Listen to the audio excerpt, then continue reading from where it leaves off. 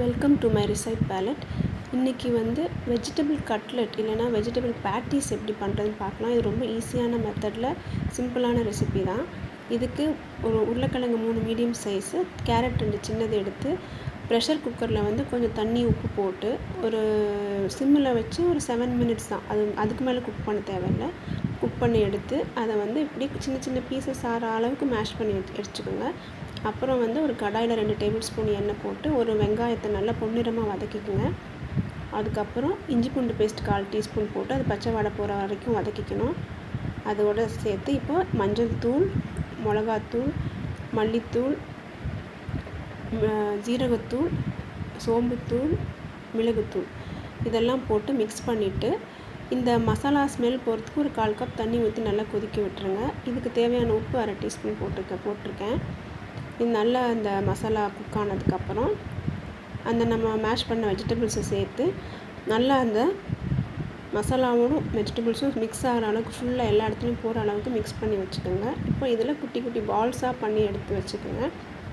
அப்புறம் இது டிப் பண்ணுறதுக்கான பேட்டர் வந்து கோதுமை மாவு, தண்ணி, உப்பு சேர்த்து மிக்ஸ் பண்ணி இந்த பதத்தில் எடுத்துக்கோங்க. அளவெல்லாம் நான் கொடுத்துருக்கேன் இதில். அப்புறம் இதை இந்த பால்ஸை ஃப்ளாட்டாக தட்டி வச்சுட்டு அந்த பேட்டரில் இப்படி நல்லா டிப் பண்ணிவிட்டு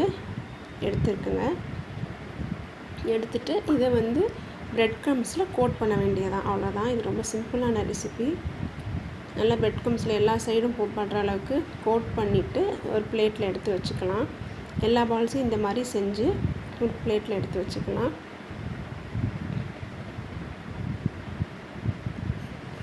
இதுக்கப்புறம் ஒரு தவாவில் எண்ணெய் ஊற்றி ஷாலோ ஃப்ரை 2 சைடும் பொன்னிறமாக மாறுற வரைக்கும் ஷாலோ ஃப்ரை பண்ணி எடுத்துட்டிங்கன்னா ஒரு கிறிஸ்பியான டேஸ்டியான வெஜிடபிள் கட்லெட் ரெடி. இது நீங்கள் பர்கர் செய்யும் போது இந்த மாதிரி செஞ்சு உள்ளே வச்சு கூட சாப்பிட்லாம். ரொம்ப டேஸ்டியாக இருக்கும். இது ட்ரை பண்ணி பாருங்கள். இது ஒரு சிம்பிள் ரெசிபி. நீங்கள் வந்து இந்த வெஜிடபிள்ஸ் குக் பண்ணும்போது தான் கொஞ்சம் கேர்ஃபுல்லாக ஓவர் குக், ரொம்ப தண்ணியாக இல்லாமல் பார்த்துக்கோங்க. தண்ணியானா அந்த டெக்ஸ்சர் அந்த மாதிரி வராது.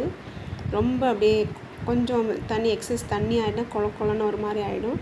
அதனால் நீங்கள் குக் பண்ணுறது அதை மட்டும் கரெக்டான டைமில் பார்த்து எடுத்து நல்லா ட்ரெயின் பண்ணிவிட்டு மேஷ் பண்ணி பண்ணுங்கள்.